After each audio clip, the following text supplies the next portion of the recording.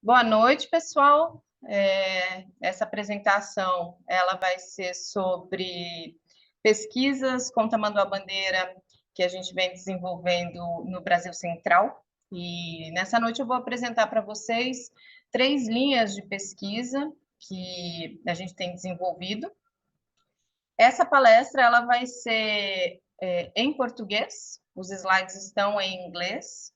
Isso porque a maior parte das pessoas que trabalha com tamanduá-bandeira fala português ou espanhol, e a maior parte das pessoas que estão aqui vão falar em português. Então, eu preferi escolher essa língua, e também porque é minha língua materna e facilitaria para mim também. De toda forma, vocês podem fazer perguntas no final e eu vou começar a fazer a apresentação. Tem um pedaço aqui do Zoom onde tem disponível para perguntas e no final o Kenny vai fazer uma pequena apresentação do grupo de especialistas de tamanduás, preguiças e tatus da UCN, da qual eu sou membro e faço parte, e aí a gente vai estar pronto para conversar e bater um papo. Bom, então vou começar apresentando, né, a espécie. O tamanduá-bandeira, ele faz parte dessa superordem chamada Xenarthra, que são animais que têm toda uma distinção de coluna vertebral. Tem um pedaço dessa coluna que se chama processo Xenarthrus, que possibilita que esse animal fique na posição bípede. Então, é por isso que leva esse nome, né, de Xenarthra.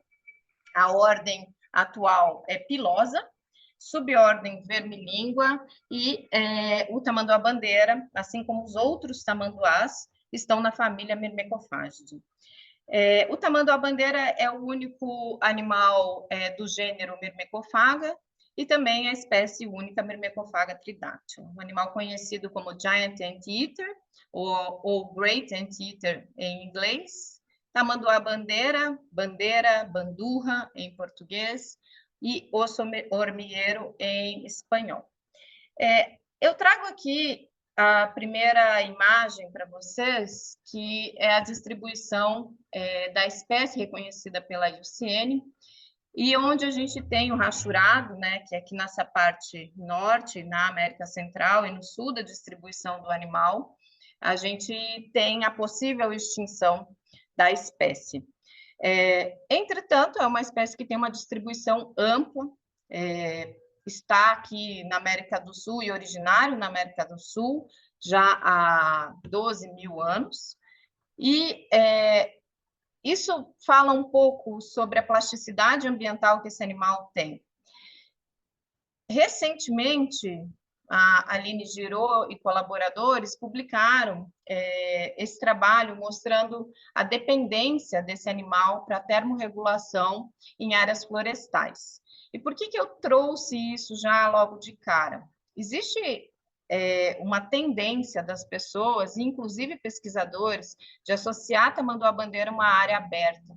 Entretanto, esse animal não é um animal de área aberta. Se a gente volta e dá uma olhada no mapa de distribuição, grande parte da distribuição desse animal, na verdade, está caindo em áreas florestais e densamente florestadas.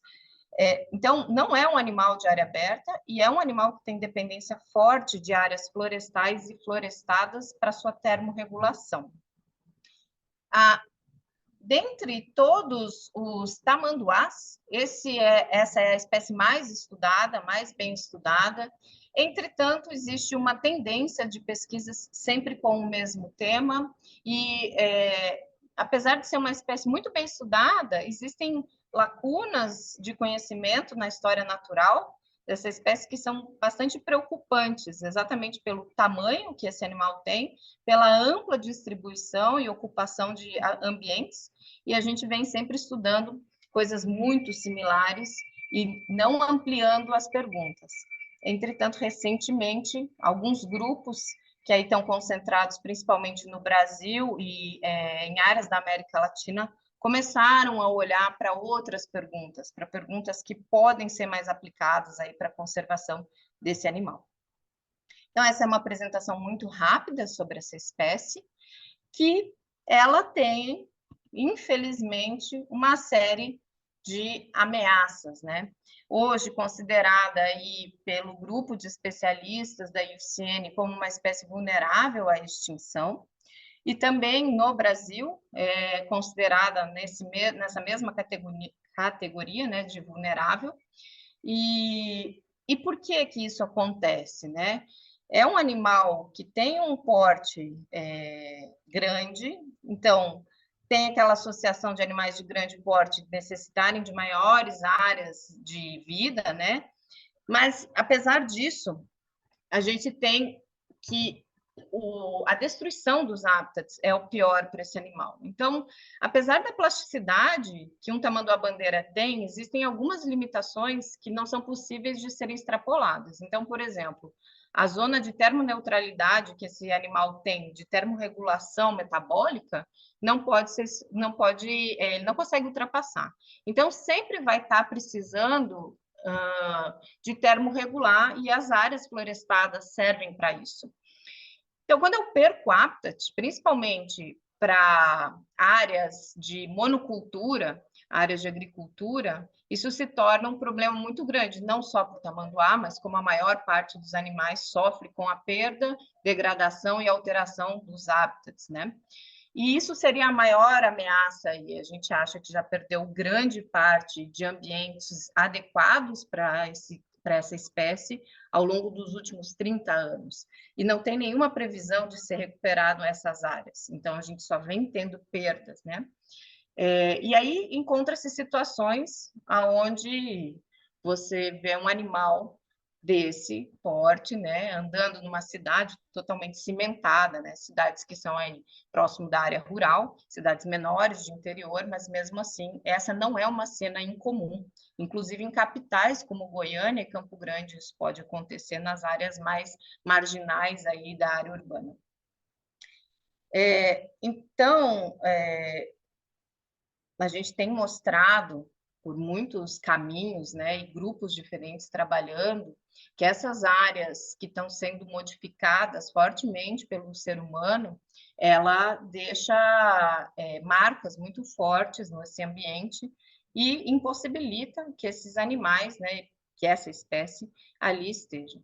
Mas não só isso, tem uma sinergia entre todas as ameaças que acometem o tamanduá-bandeira. Então, é um animal que, pelo seu comportamento, é um animal lento, é um animal que tem metabolismo basal baixo, é um animal que se localiza no ambiente pelo olfato, e por isso, quando há uma linha de fogo, né, um incêndio florestal, muitas vezes esse animal só chega a perceber que isso está acontecendo quando o fogo está muito próximo.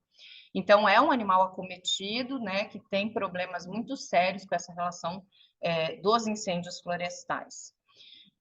Além disso, o incêndio florestal pode acometer direto, né, o tamanduá como indivíduo, mas também auxilia na perda daquele habitat que antes existia.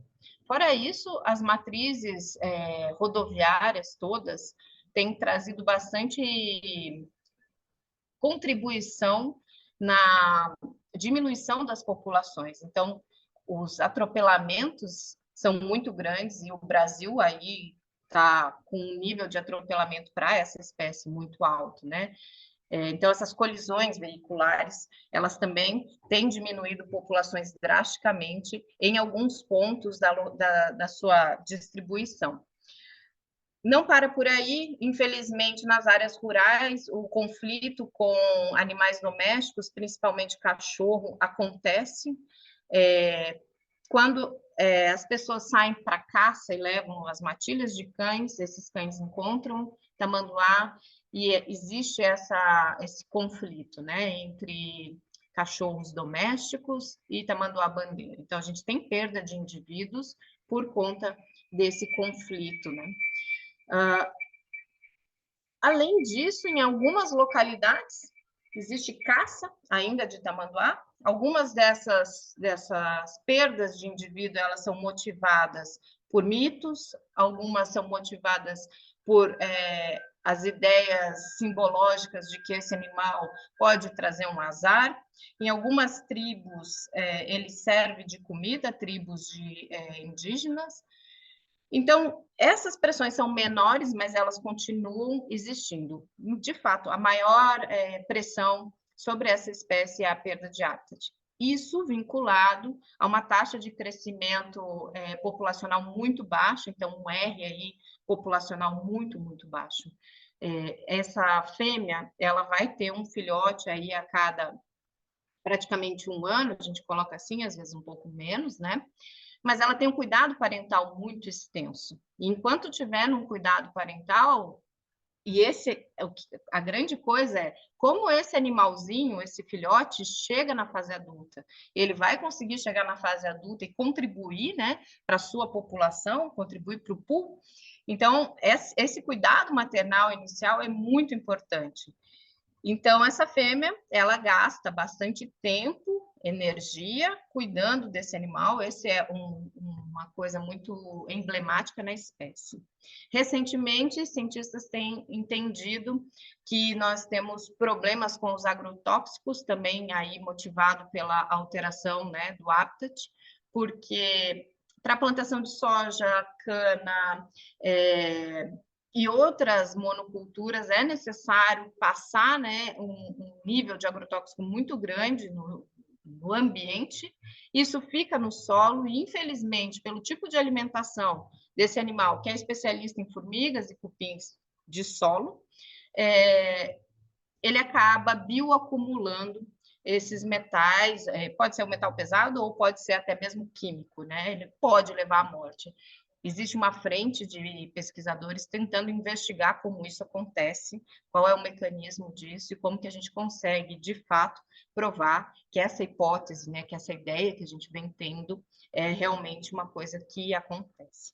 Então, tudo isso em sinergia está fazendo com que a população desse animal, que tem ampla área de distribuição, esteja cada vez menor, né? E não tem nenhuma previsão de que isso mude nos próximos anos, então isso faz com que a gente coloque ele numa categoria de vulnerável.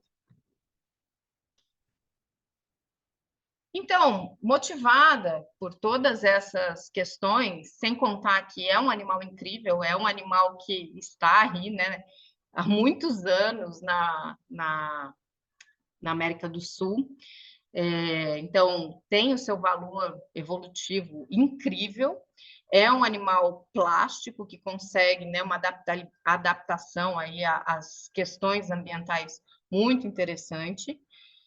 Eu estudo esse animal há alguns anos já, e hoje eu vou apresentar para vocês 3 frentes de pesquisa que eu venho coordenando e participando, e vou começar aqui com a primeira delas, que se realiza no estado de Goiás. Então, a gente apelidou esse projeto como Projeto Bandeiras no Corredor. Esse projeto acontece em parceria com a Universidade Federal de Goiás, onde hoje eu tenho uma posição de pós-doc, juntamente com o programa de pós-graduação em Ecologia e Evolução, com a OCIP, Aliança da Terra, e com a Secretaria de Meio Ambiente do Estado de Goiás. Então, sem essas pessoas, nada disso seria possível e a gente não teria condição de fazer um projeto desse tamanho.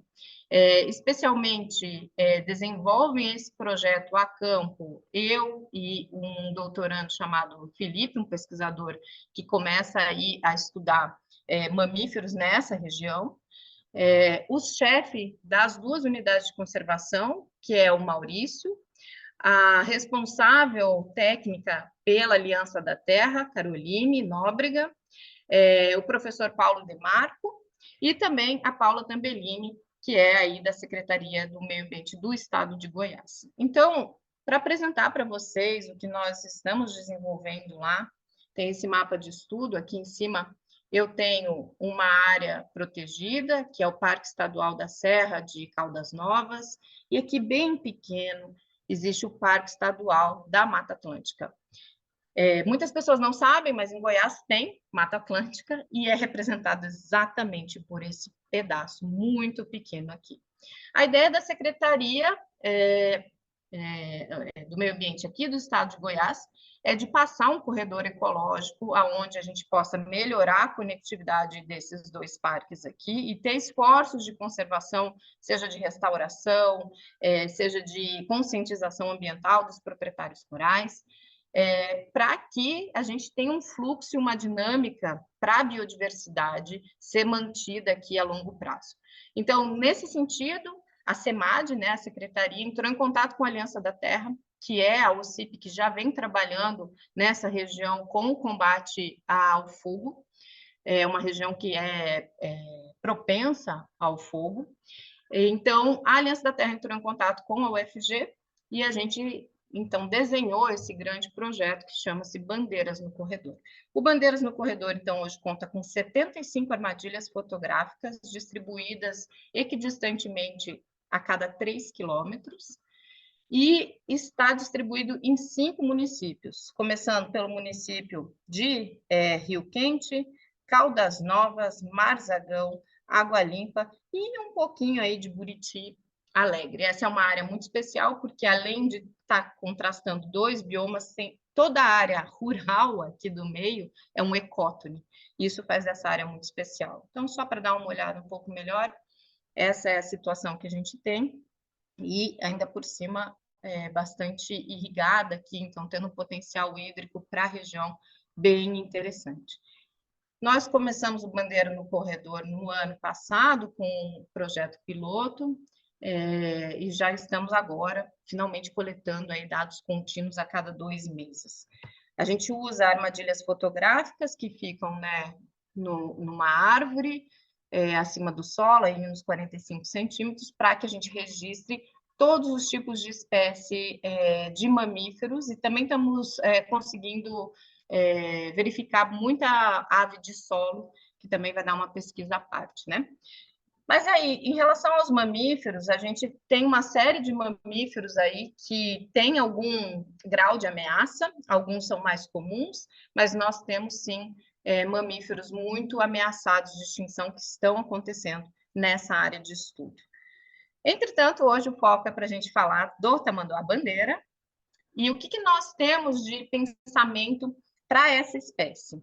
Então, há alguns anos atrás, eu e Arnaud, que vem sendo um parceiro muito grande com as pesquisas que eu venho desenvolvendo, a gente conseguiu desenvolver uma ideia de fazer uma contagem populacional. Então, entendendo que cada indivíduo pode ser, de fato, identificado por marcas naturais, através das imagens aí das câmeras, a gente consegue ter um N de identificação mínimo para rodar alguns modelos baseado em uma população minimamente conhecida e gerar, então, estimativas aí, tanto populacionais quanto de densidade, para a gente entender como que essa população está ali naquela área de estudo. Então, essa é a ideia para tamanduás nessa região, com esse projeto. E como que a gente faz isso, né?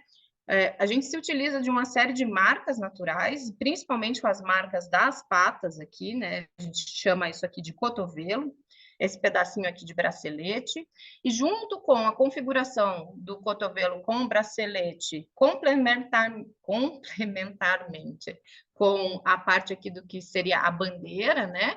A gente consegue ter individualizações. Não é nada fácil, realmente são horas de dedicação, tem que estar tudo no mesmo ângulo, com a mesma resolução, então a gente perde muita imagem que acaba não servindo, né? Mas aqui, só para mostrar um pouco para vocês algum tipo de diversificação, existem animais que têm esse cotovelo muito triangular, com um bracelete muito marcado, existem animais que nem têm essas marcas, tem tamanduás que apresentam esse cotovelo muito redondinho, disperso aí da parte mais de beira da pata. Existem alguns que têm essa parte já esfumaçada. Então, alguns animais a gente consegue fazer individualização, e com esse distanciamento entre câmeras, a gente também consegue ter uma ideia geográfica de onde estariam esses indivíduos, né? Então, a ideia é que nós poderemos ter uma estimativa para essa área de estudo, né? Se a gente dividir a área de estudo como um todo para esse parque, que é um parque muito característico do Cerrado, as fitofisionomias são muito características do Cerrado, e também para uma área aí de Mata Atlântica, que as características também são extremamente ligadas a uma área de Mata Atlântica. E no meio do caminho, que nos importa mais, na verdade, em termos de conservação, porque aqui, nesse corredor, são 59 propriedades rurais. Então, das 75 câmeras, 59 delas caem em propriedade rural. Como que está essa população? Como que a presença humana influencia nessa dinâmica populacional? A gente vai poder ter comparativos aí ao longo dos anos desse projeto, né? Então, essa é a ideia desse projeto. Eu vou mostrar para vocês. Vou ter que sair aqui rapidão, porque eu queria mostrar o vídeo, só para que vocês consigam entender as diferenças aí de... Então, esses já são registros de tamanduás-bandeiras da região.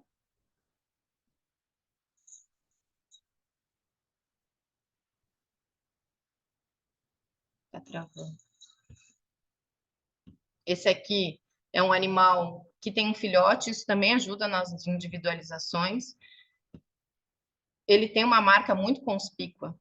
A gente consegue verificar, né, durante aí a trajetória dele, que tem uma marca muito conspícua. Eu vou mostrar outros indivíduos para vocês. Eu queria sair daqui. Deixa eu fechar aqui.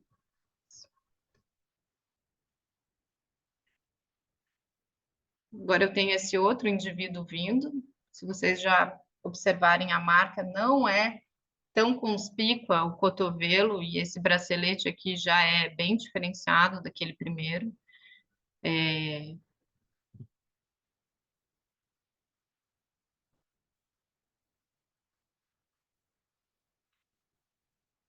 Esse aqui demora para ele mostrar, então a gente tem uma série de desafios com essas imagens, né? Tanto a limpeza do local, quanto a resolução, quanto a posição que o animal tem que estar, porque tem que ser perfeita, mas vejam, esse aqui já não tem um cotovelo, né? Então aqui eu já consigo ter 3 indivíduos que eu consigo, pelo olhar, né, diferenciar. Esse animal aqui está muito lindo, está com uma marcação bem bonita aí. Entretanto, a gente vai ter que padronizar, né, se vai ser imagens diurnas ou noturnas, porque isso também vai fazer diferença. Mas o que eu queria com isso era só mostrar para vocês que tem desafios nessa identificação, mas que é possível e que essa é a nossa ideia para começar esse projeto. Yes, we see it. Bom, o primeiro vídeo que vocês conseguiram ver não tinha cotovelo. Esse animal tem cotovelo e o bracelete é completamente diferente. Então, voltando, né? Tem uma dificuldade aqui que é misturada com a limpeza boa do local, a possibilidade de observar a pata inteira, a resolução que tiver, né? A posição desse corpo sempre vai ter que ser o mesmo lado, com o mesmo tipo de posição anatômica. Então, basicamente, sobre as identificações, era essa a ideia. Infelizmente, não foi do jeito que eu gostaria de ter mostrado para vocês os vídeos. Mas o que a gente tem de expectativa em relação a esse projeto? Nós vamos estar monitorando espécies de mamíferos de um modo geral. Hoje nós já temos 30 espécies de mamíferos catalogadas nessa área de estudo. Já estamos conseguindo entender alguns padrões de relação de tipos de variáveis ambientais com espécies de mamíferos. Então, essa é a primeira coisa. A mesma identificação que a gente está fazendo para tamanduá-bandeira vai ser feita com cachorro doméstico, e a ideia de a gente entender a população de cachorro doméstico é também para fazer uma correlação da presença do cachorro com a presença dos tamanduás-bandeiras e das outras espécies da fauna silvestre. Claro, né, como eu falei para vocês, a densidade de tamanduás na área toda de estudo, mas também aí blocada, né, nos parques estaduais e também nessa região que a gente está chamando aí de região de conexão, que seria onde a CEMAD quer colocar o corredor. E junto com isso tudo, a Aliança da Terra, que é uma OCP que está voltada para as questões de fogo, está fazendo mapas temáticos de fogo para essa região. Então, os mapas temáticos, eles envolvem tanto episódios de fogo recente dos últimos 5 anos e cicatriz de fogo relacionada à frequência que esse fogo passou e à intensidade. Então, com isso, a gente vai tentar ter alguma noção se a ocupação de Tamanduás-Bandeiras na região tem a ver também com esse histórico de fogo. A gente acredita que sim, mas como a vegetação pode se regenerar rápido nesses lugares que tem mais parte nativa de vegetação, talvez a gente não enxergue uma relação tão forte. Mas vamos ter que esperar aí as cenas dos próximos capítulos. Então, em relação ao Bandeiras no Corredor, essa é a ideia desse projeto. É um projeto que está em curso e a gente está, nesse momento, coletando esses dados. O segundo projeto que eu quero mostrar para vocês é um projeto que eu alcunhei como Projeto Babies. O Projeto Babies é o Mundo nas Costas, o projeto trata do comportamento maternal e filial. Eu tenho como grande parceiro o Arnaud e o ICAS, e as pessoas que trabalham no ICAS, né, os veterinários, biólogos e também outras pessoas que nos dão suporte, principalmente nas áreas locais. Então, para que estudar comportamento de mãe e filhote em Tamanduá-Bandeira? O que motivou esse estudo acontecer? Então, primeiro de tudo, quando a gente fala de comportamento maternal em Tamanduá-Bandeira, é essa cena clássica. Um tamanduazinho, seja ele do tamanho que for, às vezes é quase um adulto, às vezes é bem pequenininho mesmo, mas nas costas de uma fêmea. E parece que para por aí. E parece que tudo que a gente sabe sobre o comportamento maternal em Tamanduás-Bandeiras é que a mãe carrega o filhote nas costas. Muito bem. Só por isso já seria curioso o suficiente para a gente avançar no conhecimento, mas, para além, esse aqui é a lista de espécies de mamífero, né, na Mammalian Species, que fala aí sobre o tamanduá-bandeira. Ela foi publicada em 2018. E tudo que fala sobre relação de mãe e filhote é que a lactação dura 6 meses, que o filhote é carregado nas costas por mais ou menos de 6 a 9 meses, e que isso faz com que haja um intenso comportamento maternal, que não é descrito, que não se diz como é feito, que não se tem informação nenhuma, e vem aí duas referências, uma de cativeiro e uma que não trata de comportamento maternal. Bom, então, na verdade, a gente não sabe nada disso, isso aqui é só por observações, né? Observações pontuais que foram feitas em 1970 por grandes historiadores naturais que estiveram estudando essa espécie há anos atrás. E, recentemente, Arnaud e eu fizemos esse trabalho de viabilidade populacional, tentando entender como as populações de tamanduá-bandeira têm a sua dinâmica, qual é a persistência a longo prazo, né? E nós percebemos o seguinte: existe aí uma lacuna de conhecimento em relação à mortalidade de juvenil e também de adultos, e qual é a porcentagem de fêmeas que está reproduzindo naquela população. São duas informações que deveriam ser basais, mas que a gente sabe que para mamíferos e também para qualquer outra espécie são muito complicadas de se obter. Entretanto, o ICAS tem um projeto chamado Bandeiras no Corredor, e tem animais monitorados. Já foram mais de 40 animais monitorados com GPS colete, e tem aí a possibilidade de trazer ciência básica, né, de história natural sobre essa espécie. Então, uma das coisas que mais influencia aí a sobrevivência de um indivíduo é o comportamento dele de uma forma generalizada, mas principalmente aquele que tem a ver com reprodução e o comportamento paternal, maternal e também filial. Bom, tendo isso como premissa, como que a gente encara aonde a gente quer chegar com esse trabalho. Então, primeira coisa é descrever como é o comportamento, né, de tamanduás, comportamento maternal de tamanduás em vida livre. Isso por quê? Porque o único trabalho que existe sobre o comportamento maternal, ele é em semicativeiro e ele tem um N amostral igual a 1. Então, ele só tem um par de mães com filhote num semicativeiro. Muito pouco, né? Não se consegue ter uma extração do que é a realidade ali com aquela iniciativa, apesar de ter sido a primeira e pioneira e importante, né?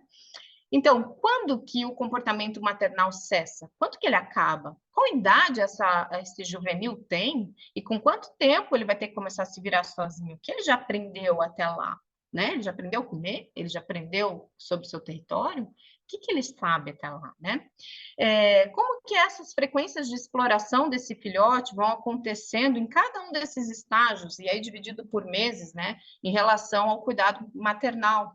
Então, no primeiro mês, tem muita exploração, no último mês, quando está quase para cessar esse comportamento, como é a exploração desse animal, né, do juvenil? Além disso, a gente vem tentando entender como mães de primeira viagem, ou pelo menos que a gente está vendo pela primeira vez o comportamento, se difere daquelas que a gente já acompanhou 3 maternidades, né? E a outra coisa tem um momento crítico e que apresenta ameaças maiores, né? Em que mês isso poderia estar acontecendo? Será que no mês que o filhote é muito pequeno, mas isso, na verdade, faz com que ele esteja mais próximo da sua mãe, ou quando começa a autonomia desse filhote, fazendo com que ele se distancie? Então, essas são coisas, né, são as perguntas motivadoras aí desse projeto. Que métodos a gente vem usando para realizar esse trabalho? Então, primeiro de tudo, é um trabalho que é conduzido com comportamento clássico, com observação comportamental, porque a espécie permite que a gente faça isso.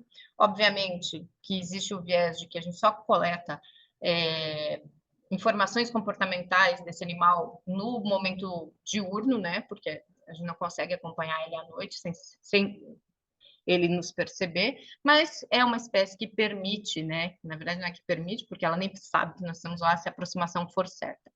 Então, através de vários meses de observação para a formação de um etograma, a gente conseguiu posturas padrões de uma mãe, posturas padrões de filhote, e a partir disso a gente pode entender as frequências que elas ocorrem, quais são os comportamentos mais frequentes, os comportamentos mais raros, e sempre acontece alguma coisa que a gente ainda não conhecia. Então, a cada campo que a gente vai, existe alguma coisa nova para ser veiculada. Junto das observações, tudo isso é registrado em imagens, vídeos e fotos, né? Porque não existe nada relacionado a banco de imagens de comportamento maternal para Tamanduá-Bandeira. Então, esse projeto já gerou mais de 2.000 imagens em relação a esse comportamento. Então, nós vamos e temos uma grande facilitação, que é a seguinte: o Bandeiras e Rodovias, ele acontece numa área de cerrado altamente antropizado, que praticamente é pastagem, na maior parte da territorialidade dessa área de estudo. Eles têm as fêmeas monitoradas por GPS, então a gente, GPS VHF, no campo eu consigo encontrar as mães com muita facilidade, a área aberta favorecendo a observação, e a gente sabe o histórico da maior parte dessas fêmeas a partir da primeira captura que o projeto Bandeiras em Rodovias realizou. Isso facilita tudo e esse é uma atmosfera única para a realização desse projeto. Ele não seria possível numa área florestal, por exemplo.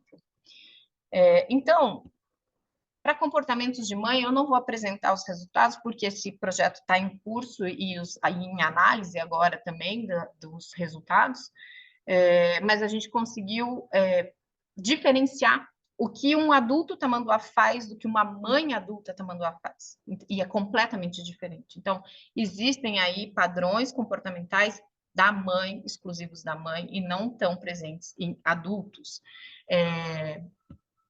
E a mesma coisa acontece, obviamente, com o filhote. Então, para filhote, é tudo novo. Não tem nada disso que foi categorizado, que é conhecido da ciência. e a gente tem muita coisa bacana. Então, fizemos primeira parte de ad libitum, pegando tudo que podia a partir dessas observações, categorizamos,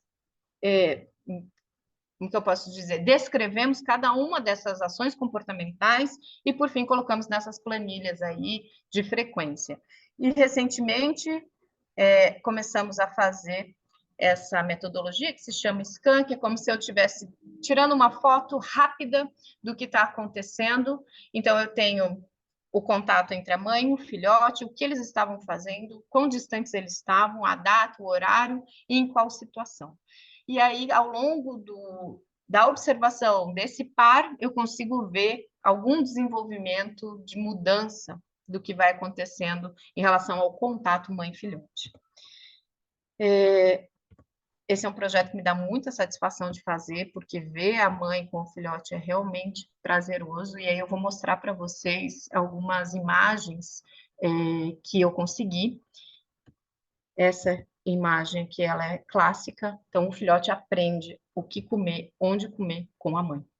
Isso por quê? Porque com o contato muito próximo com essa mãe, e a mãe forrageando, e no momento que esse filhote começa, né, a sua exploração para o forrageamento, e que é muito mais cedo do que era pensado antes, ele começa a aprender onde que ele tem que ir comer, e muitas vezes eles dividem a mesma fonte de alimentação. Então, essa é uma foto bem interessante do ponto de vista de aprendizado. E, infelizmente, animais órfãos e animais que estão aí, né, insetas, zoológicos, eles não têm essa possibilidade.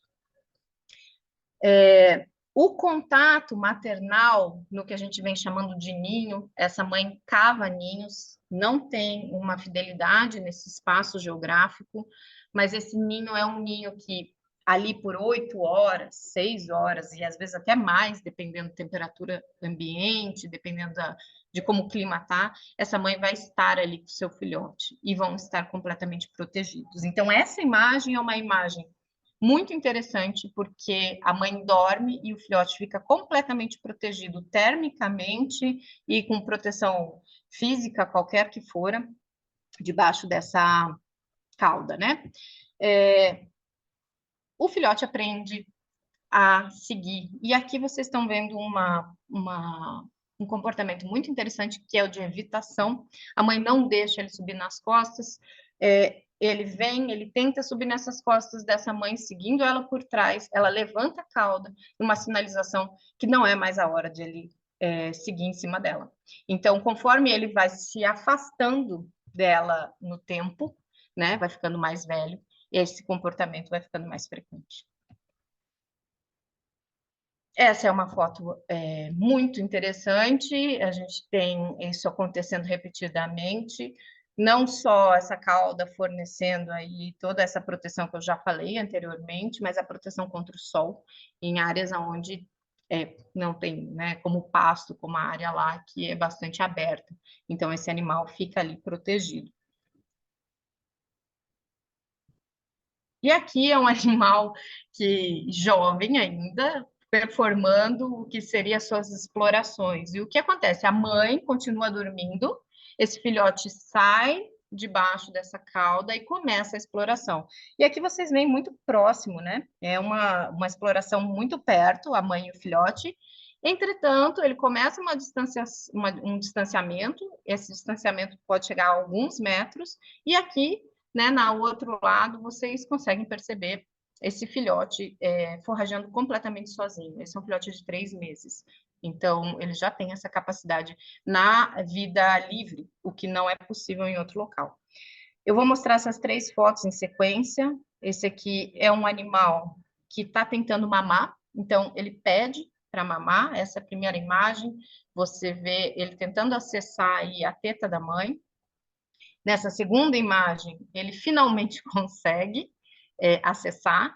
E aqui é o mais bonito desse comportamento, que é quando ele finalmente está mamando e deitado na proteção dessa mãe ali. E ali ele vai ficar por bastante tempo. Assim ele dorme, assim ela e ele passam bastante tempo. E quanto menor o filhote, mais tempo eles passam nessa posição. Outra coisa que a mãe ensina é ficar em alerta. Aqui eu vejo a mãe em alerta e o filhote igualmente em alerta em cima dela. Então, esse momento da mãe com o filhote, o que a gente tem aprendido lá é incrível, muita coisa nova está sendo documentada, né? O que a gente espera aí de desdobramento é ter um entendimento desses momentos, né, de como acontecem esses momentos centrais entre a mãe e o filhote, até a independência desse filhote, quais são as estruturas que essa maternidade precisa, né, para montar os seus ninhos, para estar numa sombra adequada, o que esse animal, o que essa mãe procura, né, e a gente já tem aí algumas indicações, o aprendizado do filhote com essa mãe. Essas informações elas vão servir aí para manejos em áreas de cativeiro, né? Sejam elas quais forem. Então, isso é um passo importante que eu vejo, porque a gente tem uma população cativa muito grande de tamanduá-bandeira. Tudo documentado em imagem, então quer saber como aquilo performou? Vai ter uma imagem para mostrar como aquilo aconteceu. E a gente cada vez gera mais perguntas, na verdade, em relação a isso e em relação a como esses indivíduos na população se organizam, se reconhecem, dividem espaço, e esse já está gerando outros trabalhos a partir dessas questões. Bom, então, essa é a segunda abordagem, né, o projeto Babies, e eu vou passar para uma abordagem aqui mais centralizada em modelos. Aqui, esse é um projeto que a gente está tentando compreender ecologia de tamanduá-bandeira a partir de modelagem e modelagens múltiplas. Principalmente esse trabalho tem sido conduzido pela Marisa Novas. A Marisa é doutoranda aqui do laboratório. A gente vem, eu oriento ela junto com a orientação do Paulo, e a gente vem desenvolvendo umas coisas bem interessantes que vão servir aí para outros estudos se utilizarem, né? Então, a primeira coisa é a modelagem de nicho ecológico, e esse trabalho aqui da Marisa, a gente pensou nele pelo seguinte: atualmente, o Plano de Ação Nacional para o Tamanduá-Bandeira, Tatu-Canastra, Tatu-Bola, que é uma iniciativa, né, do ICMBio, ele traz aí uma área de distribuição para Tamanduá-Bandeira que é um pouco, me pareceu, quando eu vi, bastante estranha. Esse aqui é o contorno dessa área, e tem áreas que foram deixadas de fora. Tudo bem que, quando nós geramos o mapa de adequabilidade, ele se encaixa quase que perfeito nisso, e foi isso que provavelmente o PAN fez. Entretanto, tem coisas que estão acontecendo aqui, porque os pontos de ocorrência da espécie, a maior parte deles foram retirados do data paper NeoChain, da Santos 2019, mostra que existem algumas ocorrências de tamanduá fora dessa linha. E por que nós temos esses vazios, né? O que acontece nesses vazios de adequabilidade? Isso aqui é artefato ou isso aqui é real? Isso aqui é pesquisa? O que está acontecendo? Então, nós resolvemos investigar exatamente isso, e a nossa proposta é que a gente consiga trazer um outro olhar para esse mapeamento e também trazer lacunas de regiões que precisam ser melhor estudadas essa espécie, né? Que a gente não tem informação nenhuma, nem de registro de checklist, por exemplo, né? E, poxa, é um animal grande, né? Chega a quase 2 metros, e não tem nenhum registro sobre esse animal. Então, a gente está trabalhando nessa linha, principalmente para tentar ampliar aí a nossa visão sobre distribuição e também sobre aonde deveríamos estar olhando para fazer pesquisas a mais com esse animal. Esse é um trabalho muito interessante que a gente desenvolveu sobre percepção do tamanduá-bandeira usando dados reais. Então, durante meu doutorado, eu trabalhei com dados de movimentação. Esses dados de movimentação de 8 tamanduás me deram informações de como essa movimentação ocorre no ambiente. Então, nós estamos estudando na mesma área que eu fiz o doutorado, aqui nessa modelagem virtual. Nós fizemos primeiro, pegamos o mapa de vegetação remanescente, isso aqui bem no meio, que é esse fragmento um pouco maior, é a Estação Ecológica de Santa Bárbara, e depois nós reclassificamos esse mapa para uma classificação mais adequada ao que é habitat para tamanduá, Isso foi feito através de consulta a especialistas, 13 pessoas responderam o questionário, e a gente fez uma metodologia específica para isso. A partir disso, nós geramos indivíduos virtuais nesse cenário, e esses indivíduos virtuais seguem regras de tamanduás bandeiras reais na sua movimentação.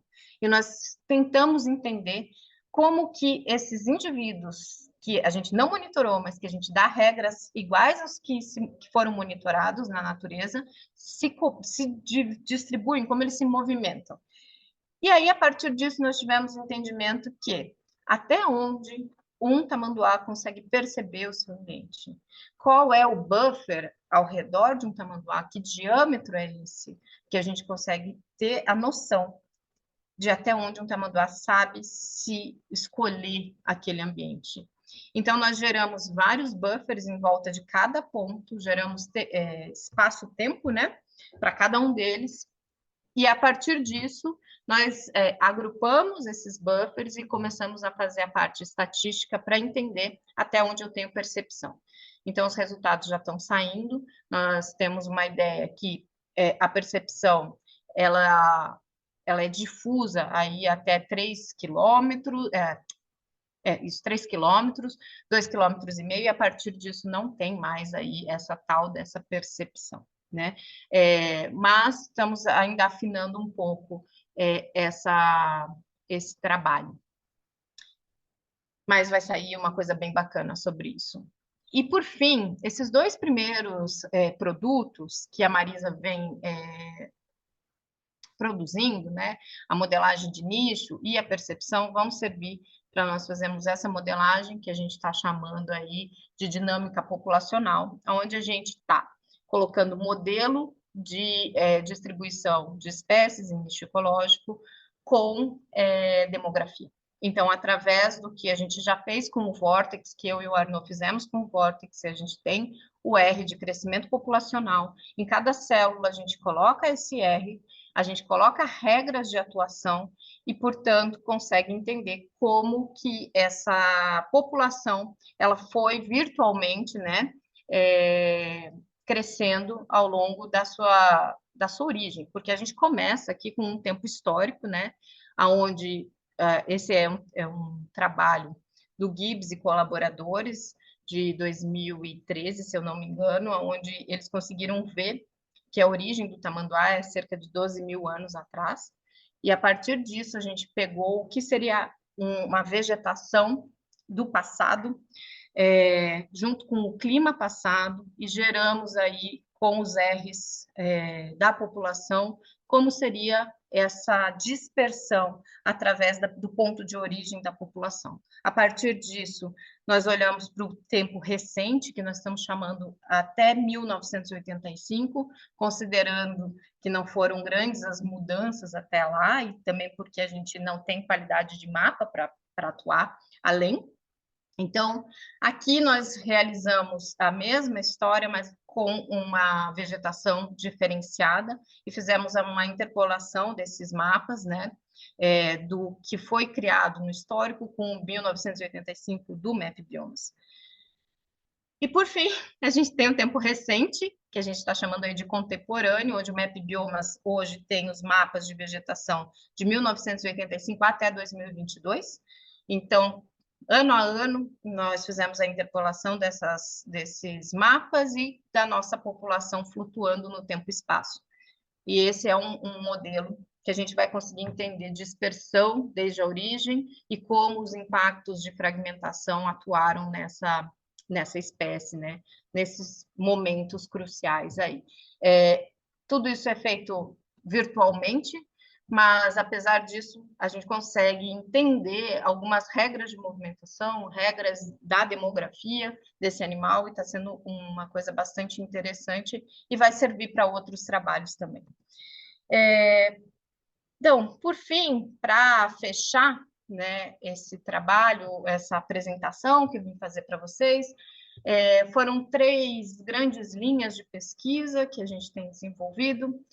A primeira delas está muito envolvida com a estimativa populacional e tentando entender as diferentes estruturas da paisagem em relação há essa possibilidade de diferenças populacionais entre parques e área rural, né? E como isso vai poder afetar ou não um corredor ecológico que pode ser proposto nessa região. Com isso, nós também estamos aprendendo a trabalhar com diversos atores, né? E muitos deles aí que são possibilitados de tomar decisão.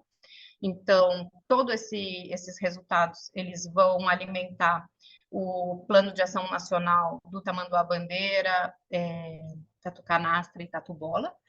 E, bom, e aí a gente pode discutir durante as reuniões feitas o que se pode fazer a partir do que se encontra, né?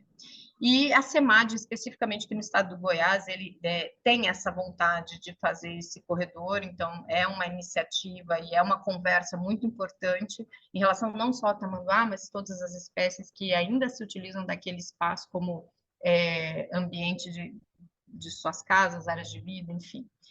Em relação ao projeto Babies, né, com a ajuda aí do Bandeiras e Rodovias, do ICAS, a gente está conseguindo coisas muito incríveis e que hoje me ponho a pensar como que nós nunca pensamos em melhorar esse conhecimento, né? Porque sempre, é um comportamento extenso e o filho fica nas costas, é muito mais do que isso, realmente é muito mais do que isso, né? E incrivelmente gerando aí imagens que vão poder ser utilizadas para outros momentos. E os modelos estão sendo assim bastante interessantes, porque apesar deles serem virtuais, eles são todos alimentados com dados de realidade, de projetos que parte desses dados vieram inicialmente do Bandeiras e Rodovias, outra parte vieram do meu projeto de doutorado.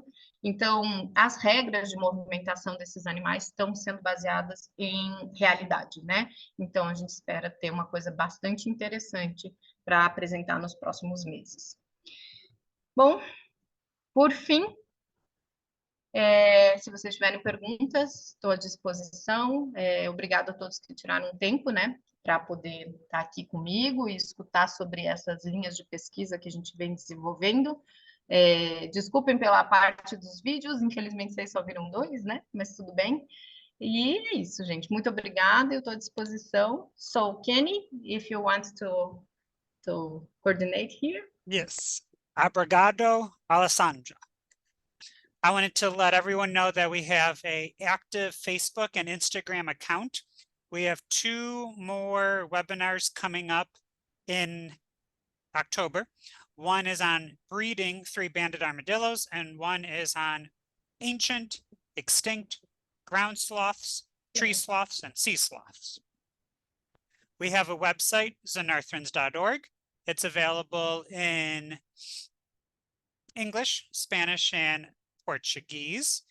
And if you click on one of the major taxa, it will take you to a page and you can learn more about that specific species. Now, these are really for adults, but what I'm very excited about is if you go to the English version for now and go to Kids Corner, you will see we have a brand new section. We have an interactive map, and it lists all of the Central and South American countries. And if you click on a country, it's going to tell you all of the xenarthrans that live in that country. We have the anteaters, we have the sloths, we have the armadillos. If you click over here, it will give you a page to learn about sloths in general. We have videos, and then it will also take you to some items that we have for sale that help support xenarthran conservation. Like just for Ellie, I'm wearing a mother giant anteater and her little baby on my shirt, which is available at our store. But so you go to the interactive map, you can click on any country, it lists all of them. And then with the drop-down menu, you see that we have the giant anteater, we have Thomas's silky anteater. But if you click on them, it will take you to a kid-friendly page where we have animations, we have photos, we list all the common names, We even have videos of the different animals. We have how to identify their status, facts. This is an interesting thing. These are the threats that they face, but in cartoon form, so it's easy to digest for kids. And then this is the most important part, of course, how you can help with each species. And then at the very bottom, we have all the countries that they can be found in, and then you click on that, and then you can just keep going. You can keep seeing all the different species. At the bottom of each page, you'll see that we have a little store where you can purchase specific clothing items, mugs, t-shirts. We have coloring sheets, activities. You can get tank tops and long sleeves. You could even get a shower curtain, depending on how willing your spouse is. All right. And thank you for that. Can you see my giant anteater? There you go. Very nice. All want right. one. The company ships worldwide. All right, so Miss Alessandra, we see I see lots of thank yous, wonderful presentations. Do you have any questions that you want to ask? That Nina is asking here. So I will respond this in Portuguese, ok? Ei, Nina, joia? Então, o trabalho de percepção, a gente ainda está desenvolvendo ele, finalizando algumas questões do resultado. Mas baseado nos tamanduás de Santa Bárbara, o que a gente pôde perceber que acima de 4 quilômetros, tanto faz o que acontece no ambiente. O que a gente não tem poder discriminatório é de colocar uma distância e falar em 2 quilômetros, 3 quilômetros. Então, o poder discriminatório, ele vai caindo até que a gente consegue enxergar que não faz mais diferença, que fica igual ao acaso, à decisão do animal. Então, nós tivemos resposta de animais de 2,5 km, dos animais virtuais, né? 2,5 km até 3 quilômetros, que eu consigo me lembrar agora dos resultados da Marisa. Mas a gente não consegue falar 2,5 km ou 3 quilômetros, porque eles ficam com um resultado muito similar quando a gente analisa. Entretanto, a gente consegue dizer quando não faz mais diferença. E eu acho que, para nós, em relação aos animais virtuais e para as possibilidades de uso de modelos computacionais para respostas em tamanduá, saber o quanto não faz mais diferença já é bastante coisa, né? Claro que não é o mesmo poder de integração, como se a gente estivesse fazendo um outro tipo de análise, como o Resource Selection ou Step Selection, mas são coisas completamente diferentes, né? Então, quando a gente foi tentar entender a distribuição do tamanduá para a nossa demografia, a gente precisou dessa percepção. E por isso que a gente começou esse trabalho da percepção. Então, basicamente, seria isso que a gente tem por agora. Mas a gente está desenvolvendo aí o trabalho, limpando as coisas para poder fazer a publicação. All right, well, thank you so much for presenting on the giant anteater for the Xenarthran group. We really appreciate it. Thank you, Kenny, and thank you for the specialist group for inviting me. It was very nice to share all this knowledge with you.